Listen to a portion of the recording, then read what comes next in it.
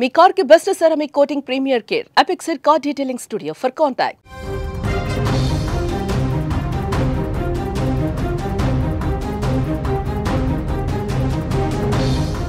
రాష్ట్రానికి మరో తుఫాను ముప్పు పొంచి ఉంది. ఆగ్నేయ బంగాళాఖాతంలో శనివారం అల్పపీడనం ఏర్పడేటువంటి అవకాశం ఉందని వాతావరణ శాఖ తెలిపింది.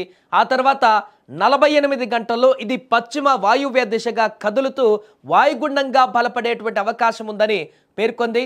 నైరుతి బంగాళాఖాతంలో తుఫానుగా బలపడుతుందని కూడా నిపుణులు అంచనా వేస్తున్నారు. ప్రస్తుతం నైరుతి బంగాళాఖాతంలో అల్పపీడనం కొనసాగుతుంది. దీని ప్రభావంతో ఈరోజు ప్రకాశం, శ్రీ పొట్టి శ్రీరాములు, నెల్లూరు, చిత్తూరు, తిరుపతి జిల్లాలలో శుక్రవారం కృష్ణా, బాపట్ల, ప్రకాశం, పొట్టి శ్రీరాములు, నెల్లూరు, చిత్తూరు, ఇక అలాగే తిరుపతి జిల్లాలలో కూడా తేలికపాటి నుంచి ఓ మోస్తారు వర్షాలు కురిసే అవకాశం ఉంది.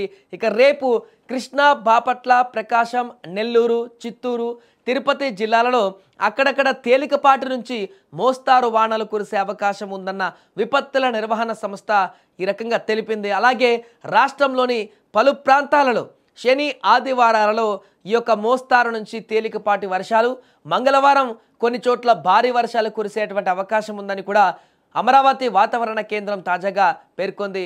మరొక వైపు రాష్ట్రంలో చలి తీవ్రత కొనసాగుతుంది. ఏజెన్సీ ప్రాంత ప్రజలు దీంతో గజగజలాడిపోతున్నారు. మంగళవారం రాత్రి అత్యల్పంగా అల్లూరి సీతారామరాజు జిల్లా మాడుగులలో 4.6 డిగ్రీల ఉష్ణోగ్రత కూడా నమోదైంది. ఈ సీజన్లో ఇదే అత్యల్పం కావడం గమనార్హం.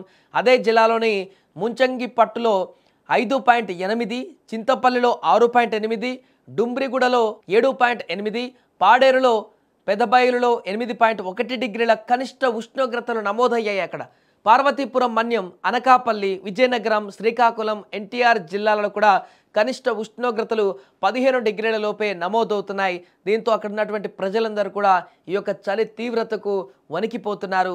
ఇంకొన్ని రోజుల పాటు ఇదే రకమైనటువంటి చలి తీవ్రత కూడా ఉందంటూ చెప్తున్నారు. ఈ నేపథ్యంలో ప్రజలు అప్రమత్తంగా ఉండాలంటూ కూడా చెప్తున్నారు. దానికి తోడు ఇప్పుడు అల్పపీడనం తుఫానుగా మారేటువంటి అవకాశం కనిపిస్తున్న నేపథ్యంలో మరొకసారి దాని తీవ్రత అధికంగా ఉంటే కనుక ప్రజలు మరొకసారి అలర్ట్ కావాల్సిన పరిస్థితి ఉంది. మొన్న కొద్ది రోజుల క్రితం ఇప్పటికే మోతా తుఫాను ప్రభావంతో చాలా జిల్లాలు కూడా దాని యొక్క ప్రభావాన్ని ఎదుర్కొన్నాయి. ఇప్పుడు మరలా అంత భారీ స్థాయిలో కాకపోయినా వర్షాభావ పరిస్థితులు అయితే అధికంగా ఉండే అవకాశం ఉంది. కాబట్టి ప్రధానంగా ఇప్పుడు చెప్పుకున్న కొన్ని జిల్లాలలో అయితే దాని ప్రభావం మరింత ఎక్కువగా ఉంటుంది. కాబట్టి ఆ జిల్లాల ప్రజలు అప్రమత్తంగా ఉండాలి. దీంతో పాటు విపరీతంగా పెరిగినటువంటి చలి తీవ్రత కూడా ప్రజలు అప్రమత్తంగా ఉండాల్సిన అవసరం ఉంది. దీని కారణంగా ముఖ్యంగా చిన్నపిల్లలు, మహిళలు, వృద్ధులు ఈ యొక్క పెరిగిన చలి కారణంగా ఆస్తమా లాంటి ఉన్నటువంటి వ్యక్తి అయితే మరీ జాగ్రత్తగా ఉండాల్సిన పరిస్థితి ఉంది. శ్వాస తీసుకోవడంలో ఇబ్బందులు ఎదురయ్యేటువంటి అవకాశం ఉంటుంది. జ్వరాలు, అదే రకంగా జలుబు, దగ్గు లాంటివి కూడా వచ్చేటువంటి అవకాశం ఉంటుంది. కాబట్టి ఖచ్చితంగా ప్రతి ఒక్కరు కూడా జాగ్రత్తగా ఉండాలంటూ నిపుణులు చెబుతున్నారు.